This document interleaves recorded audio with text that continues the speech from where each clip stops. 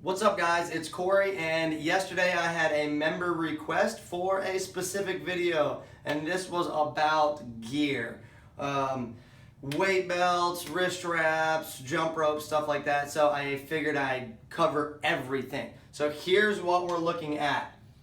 A breakdown of what gear as a CrossFitter you might own. Now, we're going to break this into a couple categories: lifting, gymnastics, and then self-care. You can go ahead and see these on the board. However, first thing I want to tell you is none of this should be mandatory for you improving your fitness. I've known people that have signed up and they've been a CrossFit member for over a year and they didn't buy shit and they actually became pretty good. So these are all supplements to your training. Now, some of them are injury preventative, or they can help deal with aches, pain, soreness, things like that. And then some of them can supplement your actual workouts and your fitness to make you do better. None of them are necessary, but they can by all means help. So let's get started with what I feel like are the two, I would say, almost necessary things, not absolutely, but these are the two things that anyone joining the gym, I suggest they look into buying. You're already spending, depending on what gym you're at, $100+ a month for a gym membership. So I'm not asking that you go out and drop another $200, $300, $400 on gear, because you easily could. But two things I do suggest that are going to help you out immensely while starting CrossFit, or if you've already been doing it, are wrist wraps and a jump rope. So while we're here, let's break these down. I just grabbed all of my own stuff, so sorry if it's dirty and old looking, whatever. I'm not one for buying new stuff all the time. Most of this stuff lasts for quite a while before you need to replace it. So, pair of wrist wraps. I get most of my stuff from Rogue Fitness locally, well, not locally, but they're made here in the USA, up in Ohio. So roguefitness.com. These are like 18-inch wrist wraps. They just go, I'll put it on my non-watch hand. It just goes around your wrist, nice and snug. And this is gonna help anytime your wrist is going into flexion, whether it's lifting a bar overhead, front squats, cleans, snatch grip stuff, or even your gymnastics, hence why I had this listed again right here, if we're doing any type of pushing. So push-ups, plank holds on our hands, handstand push-ups. So these help out immensely. They've got longer ones, shorter ones. You can get these all over the place. So wrist wraps, check roguefitness.com, check Amazon. You can check a ton of places. Just get on the internet, look up wrist wraps. You just want something that have Velcro and this. There are another style. I don't have any personally. A lot of people like them. It looks the same, but there's just a string on the end of it. You wrap it around, tuck the string into itself, and you can adjust and like tighten and loosen on the fly. So a lot of people like those as well. Sorry, I don't have any of those to demo. Next thing, jump rope. This is not my jump rope. This is just a jump rope, again, from Rogue Fitness. I think these are like 15 to 20 bucks. There's so many different styles out there. There's thick ones, thin ones, steel cable, braided, heavy, different colors. Most of them are gonna come very long. You cut it to length, so don't worry about the length of it when you're ordering it, unless some companies like RX Smart Gear, and I know there's a few others out there, they come set to your height. If you're a first-time jump rope buyer, I would advise against that, because you're not really dialed in yet, or possibly not dialed in yet, as to how long it needs to be, because you might still be tweaking your jump rope setup as far as arm position. So get one that can be adjusted. Now, whoever's jump rope this is hasn't done what I'm about to say, but normally when adjusting it, I leave about 3 to 5 inches extra hanging off the end, and I don't cut that off until I've used it plenty and I really get this dialed in where I want it and adjust this little piece. Then I would cut that off. Now, one thing to look for, go ahead and spend the extra 10, 15 bucks, is one that has a bearing. I don't know if this is focusing, but see how that spins nice and easy? Because this is metal and it has metal ball bearings in there. Some might say, oh, well, that's more stuff to break, but there's not really a lot going on with a jump rope, so likely it's not going to break. I've had a pair of handles similar to this for years, and they're still working just fine. So about 20 bucks, you can get you a good jump rope. Again, you can look up speed rope on Amazon. You're gonna get what you pay for. If you find a jump rope for $8, it might break, but get one that's 20 bucks-ish, you should be good to go. I advise against spending $40 or $50 on a jump rope because someone beside you is gonna out jump rope you with a $20 jump rope, and you're gonna wish you just bought 2 of those. So there's that. All right, moving on. I was gonna say this at the beginning and I didn't. Guys, I am not sponsored. The gym's not endorsed by any companies, brands, or anything. This is just all personal experience from many, many years of doing CrossFit myself and kind of seeing what's out there and what works.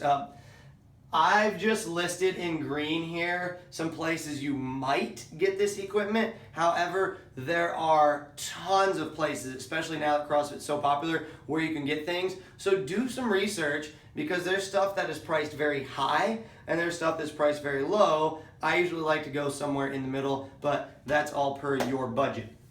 All right, so let's take it from the top down now that we've covered the 2 things that I suggest getting when starting CrossFit.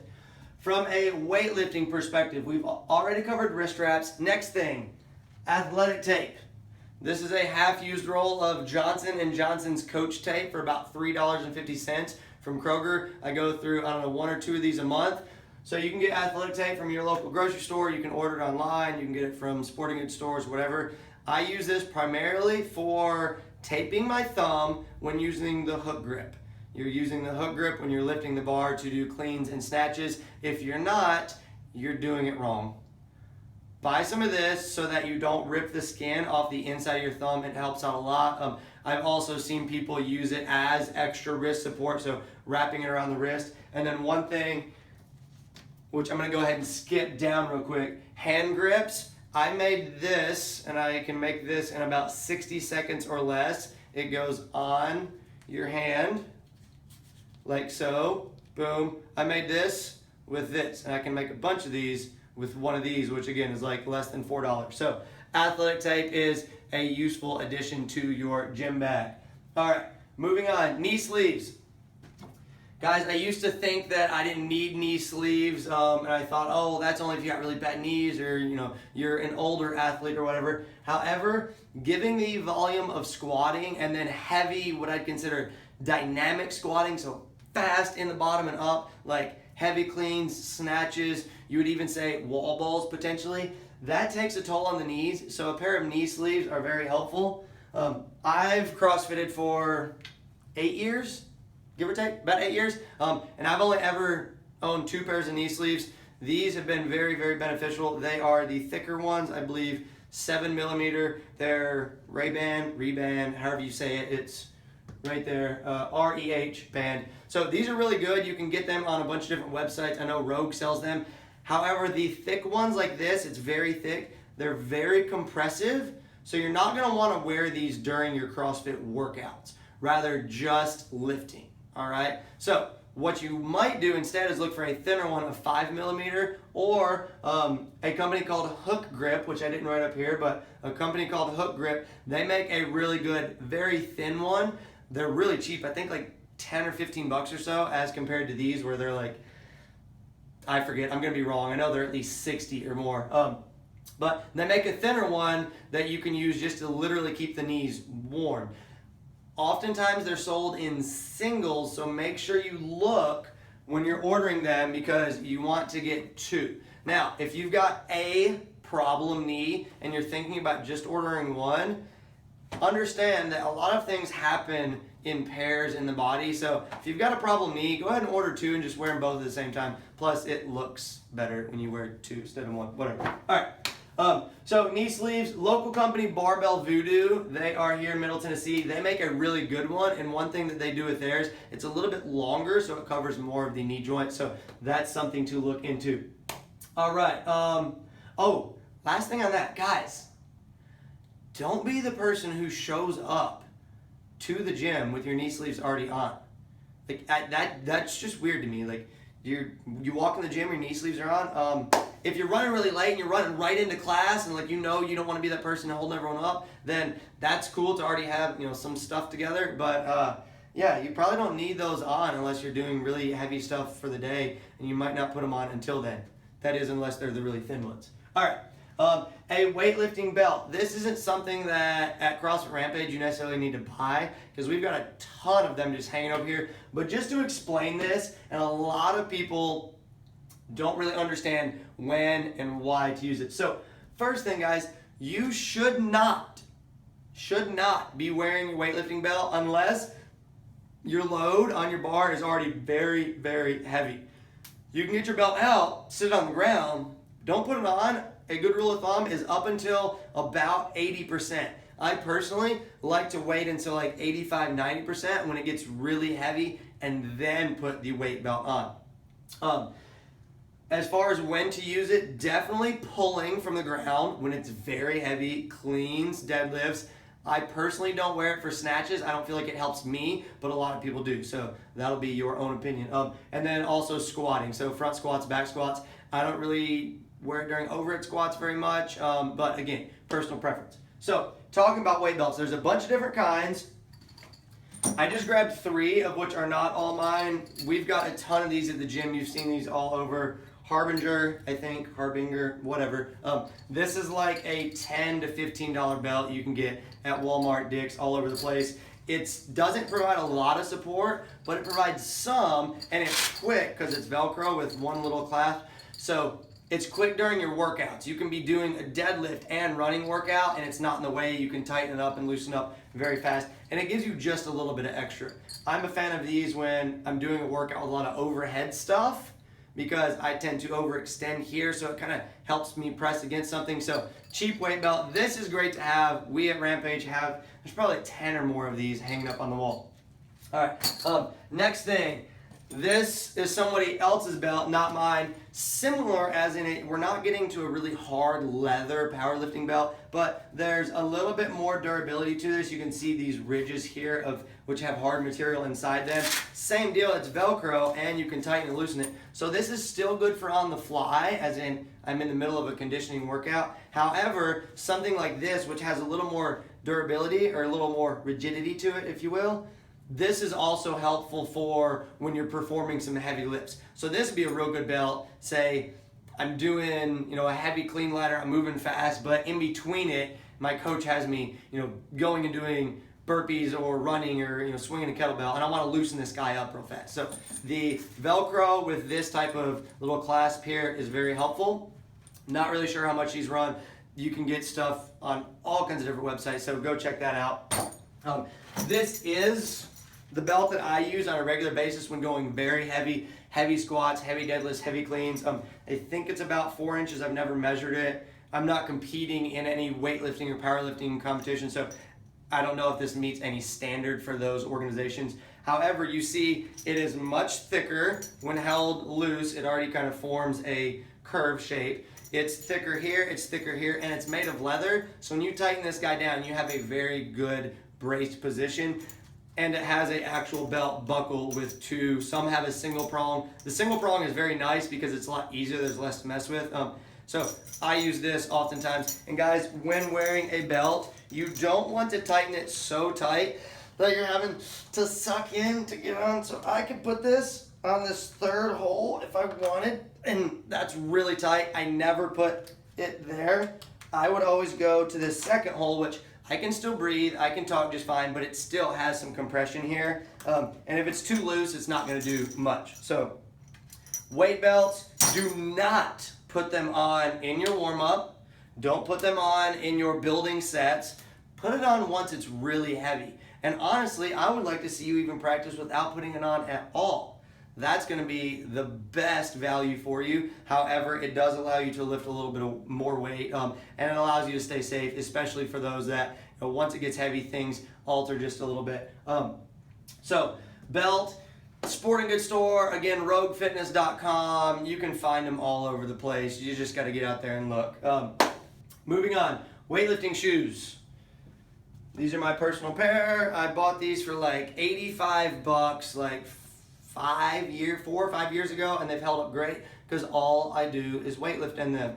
So they've got a little bit of a raised heel, and then the toe is a little bit lower. So you see how that goes up. This isn't a lot of lift here, Some other companies, well, and Adidas, Nike, Reebok, whoever else is out there, make a taller one for people with less ankle flexibility. Main thing here is it's got a nice flat bottom, so you're really locked into the ground, and it's just a lot stiffer. They usually have this strap. The more expensive ones have two, so it's really locked into your foot.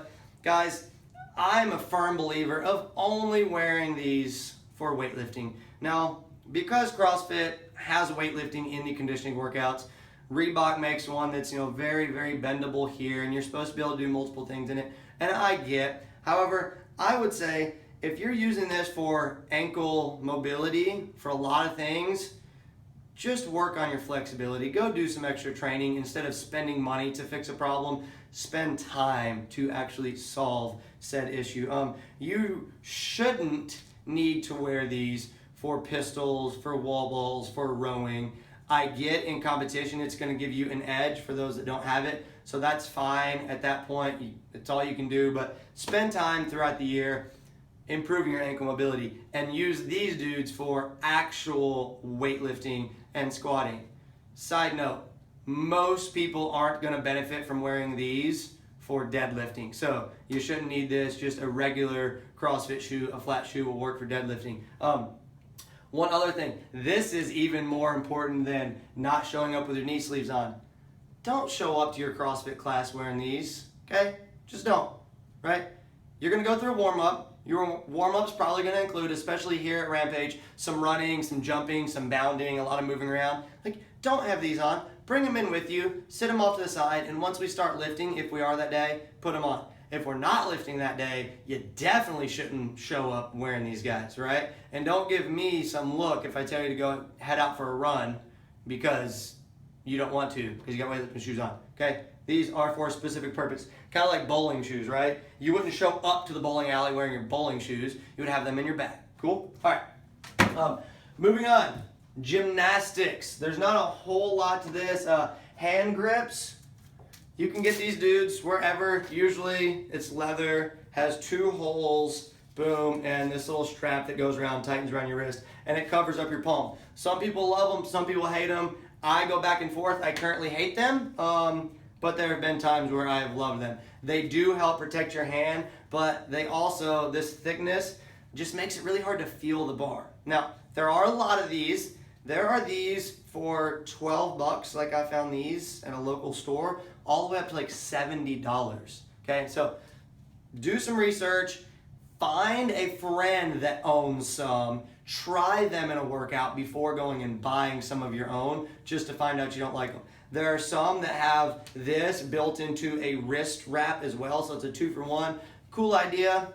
I don't like them, but some people find great success with them, so if you do, awesome. Glad you found something that works for you.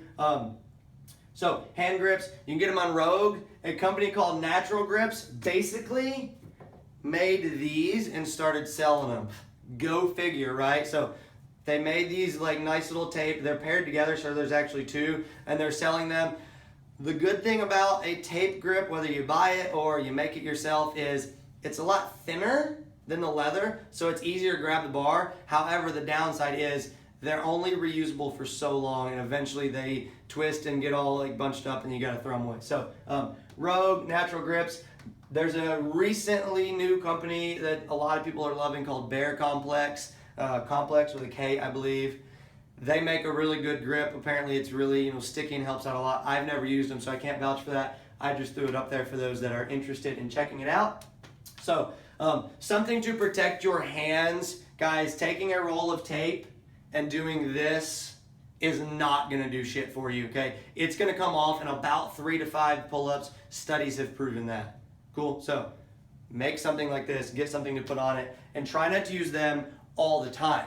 Kind of like the weight belt. Use it when you feel it necessary, or you're doing enough pull-ups where you feel like it's gonna affect your hands in the next day to come. Athletic tape, talked about it. Wrist wraps, talked about it. I put these under gymnastics because of push-ups, handstand push-ups, things like that.